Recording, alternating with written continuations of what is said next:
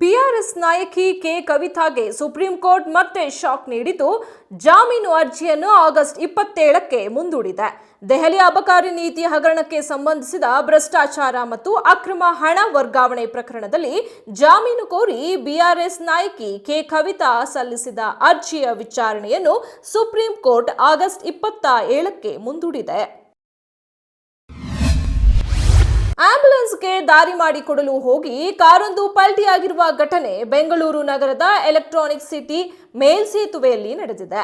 ಸೋಮವಾರ ಸಂಜೆ ಈ ಘಟನೆ ಸಂಭವಿಸಿದ್ದು, ಕಾರು ಅಪಘಾತಕ್ಕೀಡಾಗುತ್ತಿರುವ ದೃಶ್ಯ ಸಾಮಾಜಿಕ ಜಾಲತಾಣದಲ್ಲಿ ವೈರಲ್ ಆಗಿದೆ. ಕೋಲ್ಕತ್ತಾದ ವೈದ್ಯಕೀಯ ಕಾಲೇಜು ಆಸ್ಪತ್ರೆಯಲ್ಲಿ ವೈದ್ಯೆಯ ಅತ್ಯಾಚಾರ ಮತ್ತು ಕೊಲೆ ಪ್ರಕರಣಕ್ಕೆ ಸಂಬಂಧಿಸಿದಂತೆ ಸುಪ್ರೀಂ ಕೋರ್ಟ್ ಮಂಗಳವಾರ ಸ್ವಯಂ ಪ್ರೇರಿತ ಪ್ರಕರಣದ ವಿಚಾರಣೆ ನಡೆಸಿತು. ಈ ಪ್ರಕರಣದ ತನಿಖೆಯ ಬಗ್ಗೆ ಸುಪ್ರೀಂ ಕೋರ್ಟ್ ಪಶ್ಚಿಮ ಬಂಗಾಳ ಸರ್ಕಾರವನ್ನು ಪ್ರಶ್ನಿಸಿತು ಮತ್ತು ಬೆಳಗ್ಗೆ ಅಪರಾಧ ಪತ್ತೆಯಾದಾಗ ರಾತ್ರಿ 11:45ಕ್ಕೆ ಎಫ್ಐಆರ್ ಏಕೆ ದಾಖಲಿಸಲಾಗಿದೆ ಎಂದು ಪ್ರಶ್ನಿಸಿತು. ಫುಟ್ಬಾಲ್ ಪಂದ್ಯದ ವೇಳೆ ಎರಡು ಕಾಲೇಜು ವಿದ್ಯಾರ್ಥಿಗಳ ನಡುವೆ ಕಿರಿಕ್ ಉಂಟಾಗಿ ತಂಡವೊಂದು ವಿದ್ಯಾರ್ಥಿಯನ್ನು ಅಪಹರಿಸಿ ಕೊಲೆಗೈದಿರುವ ಘಟನೆ ಮಂಗಳೂರಿನಲ್ಲಿ ನಡೆದಿದೆ.